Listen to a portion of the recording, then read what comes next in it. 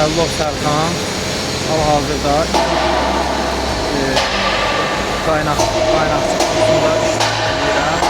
Oranın tələbəsiyəm və burada MMA və miqmat qaynaqları üzrə biz öyrənirik.